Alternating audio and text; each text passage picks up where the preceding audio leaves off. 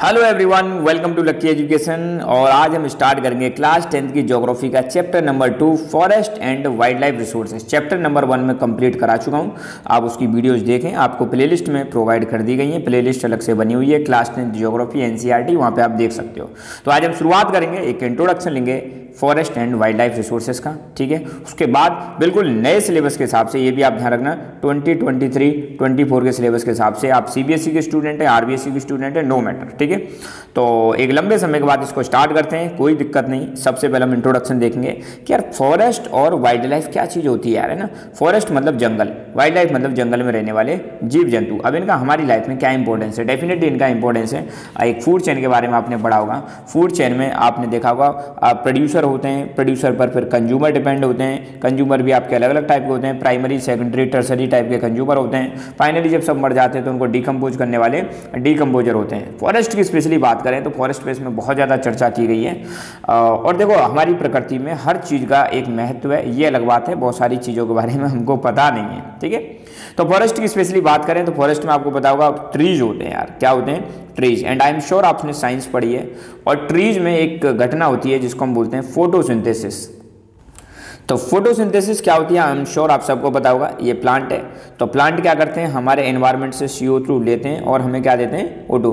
तो हमें जो ऑक्सीजन मिल रही है वो कहाँ से मिलती है? फॉरेस्ट से मिलती है। तो फॉरेस्ट एक इंपॉर्टेंट सोर्स होते हैं जो CO2 एंड O2 का बैलेंस बनाए रखते हैं। तो हमें जो ऑक्सीजन मिलती है फॉरेस्ट से मिलती है, नंबर 1। नंबर 2, फॉरेस्ट से आपको टिम्बर मिलती है, लकड़ी मिलती है ना, इसका बहुत ज़्यादा यूज होता है। नंबर 3, अगर फॉरेस्ट की बात करें तो यहाँ से आपको बहुत सारी जड़ी बूटियाँ मिलती हैं, हर्ब्स मिलती हैं, है ना। नंबर 4, फॉरेस्ट से आपको बहुत सारे फल फ्रूट्स मिलते हैं, ठीक है। और मतलब फॉरेस्ट जो हैं आपके रेनफॉल में भी हेल्प करते हैं। फॉरेस्ट जो आपके हैं सॉइल कंजर्वेशन में भी हेल्प करते हैं। मिट्टी को भी मतलब पकड़ के रखते हैं ना, मिट्टी को बहने नहीं देते हैं, मिट्टी का इरोजन नहीं होने देते हैं, सॉइल इरोजन नहीं होने देते हैं। तो फॉरेस्ट के हमारे मल्टीपल यूज हैं, आप डे टू डे लाइफ में इनका एग्जाम्पल दे सकते हो। प्लस फॉरेस्ट जो है एक हैबिटेट की तरह काम करते हैं। हैबिटेट मतलब एक घर की तरह काम करते हैं जहाँ पे जीव जंतु रह सकते हैं, वाइल्ड लाइफ रह सकती है। अगर ये फॉरेस्ट नहीं होंगे तो वाइल्ड लाइफ ऑटोमेटिकली खत्म हो जाएगी। फॉरेस्ट नहीं होंगे तो आपको एक भी जीव जंतु यहाँ पे दिखाई नहीं देगा, ठीक है। तो नेचर में फॉरेस्ट का एक अलग ही योगदान है।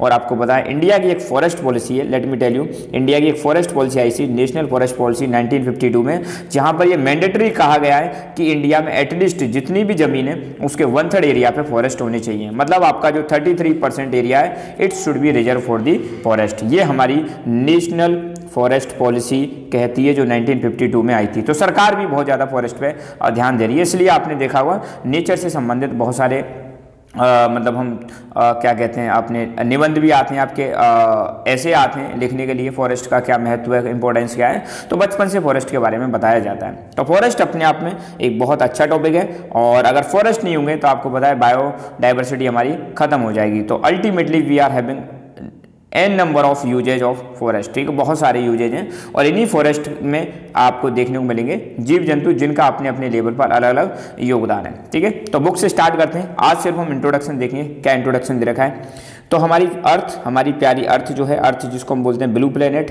ध्यान रखना, ब्लू प्लेनेट बोलते हैं अर्थ को। अर्थ एक हैबिटेट है जहाँ पर ह्यूमन बींग्स के साथ साथ बाकी लिविंग बींग्स ही रहते हैं। अपनी पृथ्वी पर आप देखो, पृथ्वी पर इंसान तो रहते हैं, इंसान के साथ बाकी जीव जंतु भी रहते हैं। अपने आसपास देखो कितने सारे जीव जंतु हैं आपके पास, रह रहे कि नहीं रह रहे, ठीक है। तो अर्थ क्या है? इन सब जीव जंतुओं के लिए, इंसानों के लिए हैबिटेट का काम करता है। हैबिटेट का मतलब है एक आवास, एक जगह जहाँ पे लोग रह सकें। तो जब भी वर्ड हैबिटेट आए, हैबिटेट का मतलब समझ लेना आवास। हमारी पृथ्वी पे बहुत सारी बायोडाइवर्सिटी पाई जाती है। अब बायोडाइवर्सिटी, अच्छा बायोडाइवर्सिटी का कलेश खत्म करते हैं यार। सबसे पहले लेट्स लिसन बायोडाइवर्सिटी। बायोडाइवर्सिटी का मतलब कोई पर्टिकुलर एरिया है। सपोज ये पर्टिकुलर एरिया भरतपुर है, एक जगह है राजस्थान में, डिस्ट्रिक्ट है भरतपुर, ठीक है।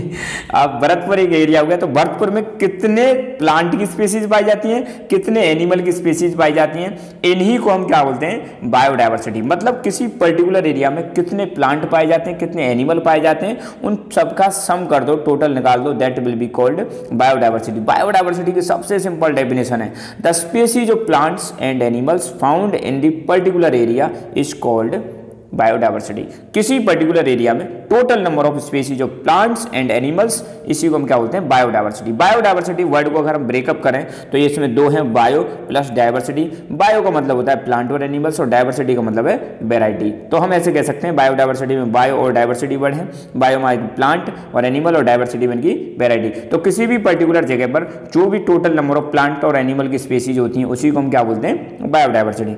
अब ये बायोडायवर्सिटी आपको पता है कहीं पर ज्यादा होगी कहीं पर कम होगी। जहां पे बायोडायवर्सिटी ज्यादा है आपका सीधा सीधा मतलब है वहां पे प्लांट की संख्या ज्यादा है, एनिमल की संख्या ज्यादा है। जहां पे बायोडायवर्सिटी कम है वहां पे प्लांट की संख्या कम है, एनिमल की संख्या कम है। थोड़ा और ज्योग्राफिकल पर्सपेक्टिव से अगर हम देखें तो आपने देखा होगा ये हमारी पृथ्वी है, अर्थ है, अर्थ में बीच में इक्वेटर जा रही है। इक्वेटर के उस पर ट्रॉपिक ऑफ कैंसर है, नीचे ट्रॉपिक ऑफ कैप्रिकॉर्न है। इस जगह पर आपको देखने को मिलेगा, इसको हम बोलते हैं ट्रॉपिकल एरिया। यहाँ हैवी रेनफॉल होती है, हैवी रेनफॉल होने की वजह से यहाँ पे बरसात अच्छी होने की वजह से यहाँ पे बायोडायवर्सिटी बहुत ज़्यादा पाई जाती है। और इसी एरिया में दुनिया के सबसे बड़े फॉरेस्ट अमेजन फॉरेस्ट भी पाए जाते हैं, जिनको लंग्स ऑफ द वर्ल्ड भी बोला जाता है। तो मतलब जहाँ पे आपको रेनफॉल अच्छी मिलेगी, ध्यान देना, रेनफॉल जहाँ पे अच्छी मिलेगी वहाँ ऑटोमेटिकली बायोडायवर्सिटी बढ़ जाएगी। जहाँ पे रेनफॉल कम मिलेगी वहाँ पे बायोडायवर्सिटी कम हो जाएगी। ठीक है, तो यहाँ पे आते हैं वापस। तो अर्थ हमारी एक हैबिटेट है जहाँ पे बहुत सारे लोग रहते हैं, इंसान रहते हैं, इंसानों के साथ साथ लिविंग बींग्स रहते हैं, प्लस अर्थ पे बहुत सारी बायोडायवर्सिटी पाई जाती है। अब आप समझ होंगे यहाँ पे चाहे माइक्रो ऑर्गेनिज्म ले लो, बैक्टीरिया ले लो, लाइकेन ले लो, बैनियन ट्री ले लो, एलिफेंट ले लो, वेल्स ले लो, ये सब किसका पार्ट है, बायोडायवर्सिटी का पार्ट है। मैंने बताया था बायोडायवर्सिटी मतलब टोटल नंबर ऑफ प्लांट की species, total number of animal की स्पीसीज, सम टोटल कर दो, that will be called biodiversity. ठीक है, ह्यूमन जो है बाकी ऑल लिविंग ऑर्गेनिज्म के साथ मिलकर कॉम्प्लेक्स वेव बनाते हैं, इकोलॉजिकल सिस्टम। मतलब ह्यूमन जो है ना आपके इंटरडिपेंडेंट है। अब हम यार अब बताओ हमारे खाने पीने की चीजें कहाँ से आ रही है, हमारे आसपास से ही तो आ रही है। हमारे खाने पीने के लिए अनाज चाहिए भैया ना, अनाज कहाँ से आ रहा है, फसलों से आ रहा है, तो हम इस पर डिपेंडेंट है। हमें फल फ्रूट्स चाहिए, वो भी कहाँ से आ रहे हैं, आसपास से आ रहे हैं, पेड़ पौधों से आ रहे हैं। हमें सब्जियां चाहिए, वो भी कहाँ से आ रहे हैं, आसपास से आ रहे हैं, है ना। तो हम जो है पूरी तरह से डिपेंडेंट है ना। दूसरी बात, फॉरेस्ट का इसमें एक बड़ा इंपॉर्टेंट रोल रहता है। फॉरेस्ट जो है प्राइमरी प्रोड्यूसर है ना। अब जब हम फूड चेन में पढ़ते हैं तो प्रोड्यूसर कौन होते हैं, इनको साइंस की भाषा में हम ऑटोट्रॉप्स बोलते हैं। क्या बोलते हैं, ऑटोट्रॉप्स बोलते हैं, पढ़ लिया होगा आपने। ऑटोट्रॉप होते हैं जो अपना खाना खुद बनाते हैं और फोटोसिंथेसिस करते हैं। क्या करते हैं, फोटोसिंथेसिस करते हैं। तो फॉरेस्ट क्या है, प्रोड्यूसर है जो खाना बनाते हैं। कैसे बनाते हैं, फोटोसिंथेसिस करके बनाते हैं। अब फॉरेस्ट पर ही बाकी सारी चीजें डिपेंड है। जस्ट इमेजिन अगर फॉरेस्ट को खत्म कर दी जाए, प्लांट्स को खत्म कर दिया, कैसे जियोगे भाई, कहाँ से आएगा आपका खाने पीने का सामान, कहाँ से आएंगे आपकी फसलें, कहाँ से आएंगे आपकी फल फ्रूट सब्जियां, सारी चीज़ें, दालें कहाँ से आएंगी। तो भैया हम सभी, इवन जितनी भी पूरी दुनिया है, पूरी दुनिया किस पर टिकी हुई है, फॉरेस्ट पर और प्लांट्स पर टिकी हुई है। अगर इन फॉरेस्ट और प्लांट कम हो जाएंगे हम सब की हालत ख़राब हो जाएगी। कहाँ से खाएंगे, कहाँ से पिएंगे। तो इसलिए फॉरेस्ट और जो प्लांट्स हैं उनको बचाना दैट इज़ वेरी इंपॉर्टेंट। और ख़ास बात, ऑक्सीजन इनसे मिलती है। अगर सोचो फॉरेस्ट को हम कट करेंगे, जिसको हम बोलते हैं डिफॉरेस्टेशन, तो ऑक्सीजन कम हो जाएगी, CO2 का लेवल बढ़ जाएगा। और आप सबको पता है CO2 एक ग्रीन हाउस गैस है, और ग्रीन हाउस गैसेस क्या करती हैं, अर्थ का टेम्परेचर बढ़ा देती हैं। और अर्थ का टेम्परेचर बढ़ जाता है तो जिसको हम बोलते हैं ग्लोबल वार्मिंग। और ग्लोबल वार्मिंग जब होगी तो पृथ्वी का टेम्परेचर बढ़ेगा, ग्लेशियर्स मेल्ट होंगे, ग्लेशियर्स मेल्ट होंगे तो ओशन का लेवल बढ़ जाएगा, बाढ़ आएगी, तबाही हो जाएगी। तो इसका मतलब दुनिया को तबाही से बचाने के लिए फॉरेस्ट का एक अपने आप में बहुत बड़ा रोल है। फॉरेस्ट अपने आप में बहुत बड़ी चीज़ है। ठीक है, तो धीरे धीरे हम ऐसे डिस्कस करते चलेंगे चीज़ों के बारे में, डोंट वरी। बस वीडियो में मेरे में एक ही चीज़ आपको स्पेशल मिलेगी, थोड़ा सा लेंथ ज़्यादा रहेगी हमारे वीडियोज की। हम टॉपिक बाई टॉपिक डिस्कस करेंगे। वन शॉट वाला सिस्टम मेरे पास यहाँ पे नहीं है, मैं बिल्कुल डिटेल में डिस्कस करूँगा। ठीक है, तो ये चीज़ समझ में आ गई। प्राइमरी प्रोड्यूसर क्या होते हैं, प्राइमरी प्रोड्यूसर जो अपना खाना खुद बनाते हैं। और अब सिंपल सी बात है, जब ये अपना खाना खुद बना रहे हैं तो बहुत सारे लोग इन पर डिपेंड रहते हैं। और इंसानों को, हमको क्या बोलते हैं, हम कौन सी कैटेगरी में आते हैं, हम हेटेरोट्रॉप्स की कैटेगरी में आते हैं, साइंस की भाषा में बात करें। ठीक है, तो बायोलॉजिकल डाइवर्सिटी या बायोडाइवर्सिटी आपको प्लांट में भी देखने को मिलेगी, आपको वाइल्ड लाइफ में भी देखने को मिलेगी। और यहाँ पे ये सब आपस में एक दूसरे पर इंटरडिपेंडेंट है, एक दूसरे पर डिपेंड है। ये मैंने बताया था, फॉरेस्ट होंगे तो जीव जंतु होंगे, फॉरेस्ट नहीं होंगे तो जीव जंतु भी खत्म हो जाएंगे। यार खाना कहाँ से मिलेगा उनको, सिंपल सी बात है। ठीक है, तो ये बायोडाइवर्सिटी प्लांट में भी मिलेगी और अपने आसपास भी मिलेगी। आपको कमेंट करके बताना है, प्लीज मस्ट कमेंट, आपको कमेंट करके बताना है आपके आसपास किस किस टाइप के प्लांट हैं और कौन कौन से एनिमल्स आपके आसपास पाए जाते हैं। मैं जानना चाहूंगा, वही क्या है आपकी बायोडाइवर्सिटी है। ठीक है, सो मस्ट कमेंट। ठीक है, तो तो ये देखो एक फूड चेन है जहाँ पे ये प्रोड्यूसर है, फोटोसिंथेसिस कर रहे हैं, खाना बना रहे हैं, इस पर ग्रास ऊपर डिपेंड है, इस पर फ्रॉग डिपेंड है, और इस पर ये स्नेक डिपेंड है, स्नेक को फिर ये हॉक खा जाता है, हॉक मरने के बाद डिकम्पोजर इसको डिकम्पोज कर देते हैं। तो एक फूड चेन है जिसमें अगर जस्ट इमेजिन अगर इसको ही खत्म कर दिया जाए, प्रोड्यूसर को ही खत्म कर दी जाए, तो पूरी फूड चेन एकदम क्या हो जाएगी, खत्म हो जाएगी। इसलिए फॉरेस्ट को बचाना बहुत इंपॉर्टेंट है। अंडरस्टूड।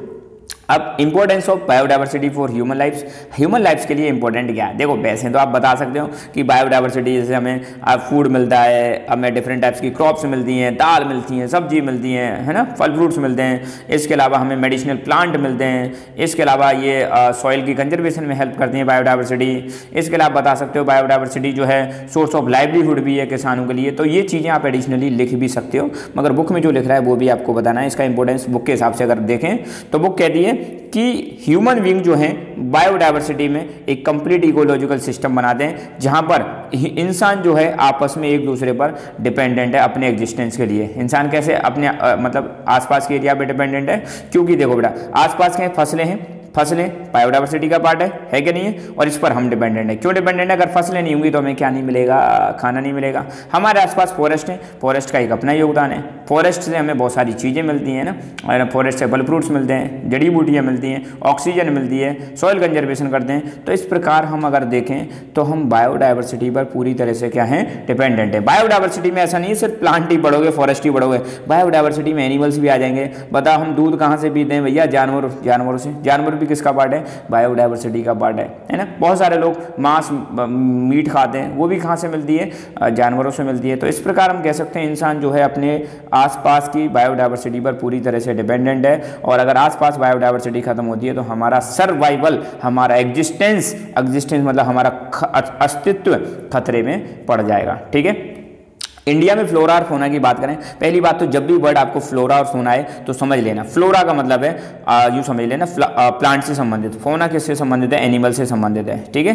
तो फ्लोरा में क्या आ जाएंगे? प्लांट कम्युनिटी आ जाएगी, और फोना में क्या आ जाएंगे? एनिमल कम्युनिटी आ जाएगी। तो इंडिया एक ऐसी जगह है जहाँ पे बहुत सारे प्लांट और बहुत सारे एनिमल्स की स्पीसीज पाई जाती हैं, variety of flora, variety of फोना पाया जाता है। India one of the richest country है बायोडाइवर्सिटी के मामले में। इंडिया में बहुत सारी बायोडाइवर्सिटी पाई जाती है। अगर मैं स्पेशली बात करूं तो इंडिया में सबसे ज़्यादा जो बायोडाइवर्सिटी पाई जाती है ना, वो कहाँ पर पाई जाती है? देख लो इस मैप के सारे से। एक तो ये वाली जगह है जिसको हम बोलते हैं वेस्टर्न घाट। वेस्टर्न घाट में बहुत ज़्यादा क्या पाई जाती है? बायोडाइवर्सिटी पाई जाती है। दूसरा ये हिमालयन रीजन में भी सबसे ज़्यादा बायोडाइवर्सिटी पाई जाती है, और इनको हम कह सकते हैं बायोडाइवर्सिटी हॉटस्पॉट भी बोल सकते हैं। क्या बोल सकते हैं? बायोडाइवर्सिटी हॉटस्पॉट बोल सकते हैं। कौन कौन सी जगह? वेस्टर्न घाट और हिमालयन रीजन। ठीक है। वेस्टर्न घाट में आपको पता है सबसे पहले बरसात होती है, 1 जून को केरल में बरसात स्टार्ट हो जाती है, मानसून आ जाता है। 9th में आपने पढ़ा होगा, नहीं पढ़ा तो कोई दिक्कत वाली बात नहीं है। ठीक है। तो बस आज हम बस इंट्रोडक्शन देखेंगे, और ऐसे ही टॉपिक बाई टॉपिक हम सारे चैप्टर्स को हम कवर करेंगे। टॉपिक बाई टॉपिक हमारी अप्रोच रहेगी। ठीक है।